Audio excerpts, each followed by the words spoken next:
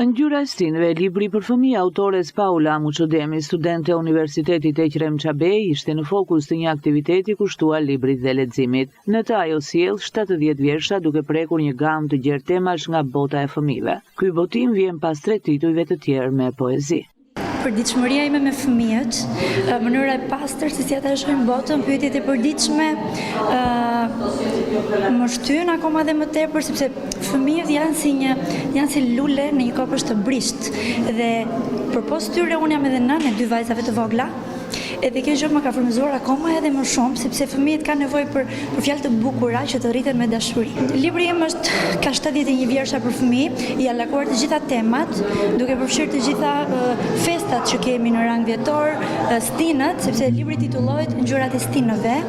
Janë përfshirë stinët, kafshët, insektet, gjithçka që vendos në punë imagjinatën e fëmijëve. Letërsia për fëmijë është pjesë e identitetit kombëtar dhe edukimit. Në fakt në Shqipëri është pak e varfër dhe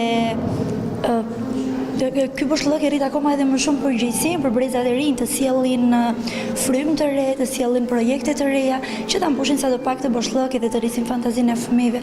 Natyrisht dhe ky libër im i parë është një përpjekje e vogël për të mbushur këtë boshllëk duke u sjell fëmijëve vjersha të thjeshta, të cilat ata i ndjejnë të tyret.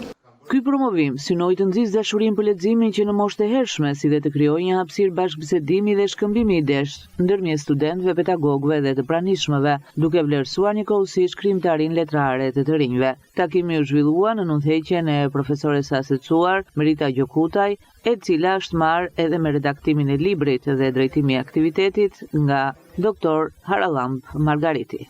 Gjatë leximit që i bëra vëllimit poetik, e vendosa veten në pozicione të ndryshme. Fëmijë, prind, mësimdhënës, studiuesi letërsisë për fëmijë e të tjera.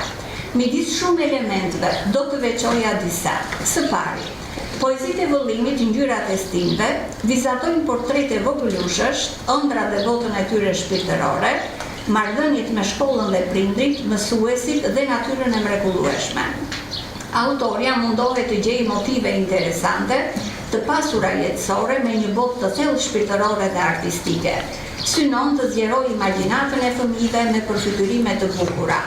Kjo botë, me larmik fëminore, është kapur me finesë nga autorja dhe është dhënë përmes një ligjerimi të shkallët dhe emocional. Në mes tonë kemi një poete, le ta quajmë kështu, një shkrimtare e cila nuk e ka botimin e parë, e ka të disaj dhe në shpesherë, po, i kemi thënë që do ta bëjmë një promocion, dhe quhet Paula Muçodemi.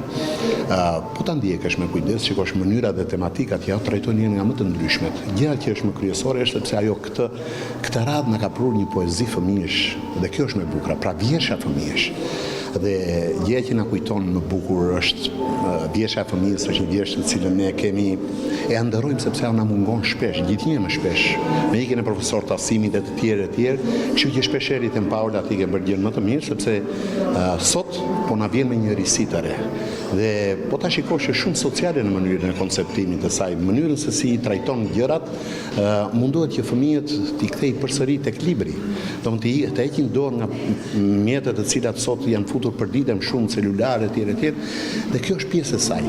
Promovimi i këtij libri solli jo vetëm vlerësimin për krijimtarinë e një autoreje të re, por edhe mbështetjen për talentin dhe zërin letrar që lind brenda vet universitetit. Ende vjetën shumë mirë, me të drejtën, kur janë mes atyre studentëve që na japin kënaqësinë e jashtëzakonshme, që promovojnë veten e tyre, vlerat e tyre, por mbi të gjitha edhe vlerat e institucionit. Dhe tek mua dhe tek stafja im akademik, të gjithë juve do të keni një mbështetje të jashtëzakonshme për çdo lloj iniciativë, jo më kurrë vetëfjala për krijimtari artistike.